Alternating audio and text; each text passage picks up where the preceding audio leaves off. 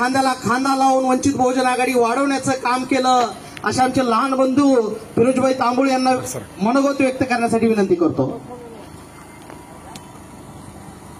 वंचित बहुजन आघाडीचा, बाबासाहेब आंबेडकरांचा, छत्रपती शिवाजी महाराज की जय, हजरत टिपू सुलतान की जय. आज आपण इथं सगळे जमा झालेलो आहेत.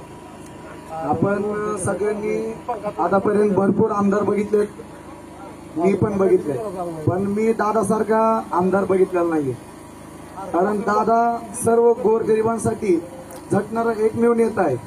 आणि दादांचं एक वाक्य, ते वाक्य तर सगळ्यालाच माहिती आहे की मी आमदार झालो तर कोण आमदार होणार? आपण सगळे, आम्ही सगळेच आमदार होणार. आतापर्यंत कोणी असे प्रस्तावित नेत्यांनी तुम्हाला सांगितलंय की? आणि ते सांगणारे नाहीत. आणि दादाला तुम्हाला सांगतो, दादाला फोन करायचा असेल तर दादा डायरेक्ट आपला फोन उचलतात. आतापर्यंत जेवढे प्रस्तावित नेते त्यांच्याकडे पी असतो. आम्ही सांगितलं एखाद्या कार्यकर्त्याला जरा आमचं असं काम साहेबापर्यंत पोहोचवा, तो पोहोचवतो का नाही हे आम्हाला माहित नाही. आज आम्ही डायरेक्ट दादाला कॉल करू शकतो, दादा आमची काय अडचण झाली, काही अडचणीला दादा तुमच्यासाठी खंबीरपणे उभे आहेत. आतापर्यंत या प्रस्थापितांनी आपल्याला फक्त जातीवादीवर दंगली घडूनच त्यांनी आपल्यावर राज्य केलेलं आहे.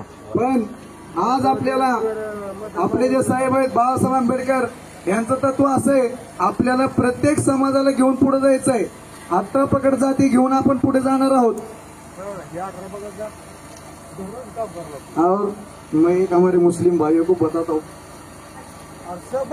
आज की घड़ी में हमारे नबी के गुस्ताखी हो रही है, नबी के शान में गुस्ताखी बहुत ज्यादा हो रही है, जो हमारे सर के ऊपर हो रही है. और दूसरी बात, ये आजकल जो है ना, वो अभी बताया ना 1.5 फुटिया, वो भी आजकल बहुत ज्यादा उड़ रहा है. लेकिन एक बात बताता हूँ, अगर हम सब मुसलमान अगर एक होकर वंचित बहुजन आघाड़ी को सपोर्ट करेंगे तो 23 तारीख के बाद इसने जो बोला कि मैं भूंगे उतारूंगा, तो भूंगे उतारने की बात तो दूर रही, लेकिन ये भूंगे को हाथ भी नहीं लगा पाएगा. और आणि मी एक माझ्या मराठी बांधवांना पण सांगतो की शिवाजी महाराजला आम्ही पण चाहते. आमच्या मनात त्यांच्यासाठी आज जेवढी आम्ही टिपू सुलतानची इज्जत करतो तेवढी आम्ही महाराजाची पण इज्जत करतो. आणि मी एकच सांगतो, एवढं सांगू इच्छितो की आपण ह्या पुढारी लोकांचं ह्यांचं ऐकून आपले हिंदू मुस्लिम मध्ये काही मनात काही आणू नका. कारण आपल्या कोणाचे भांडणं नाहीयेत.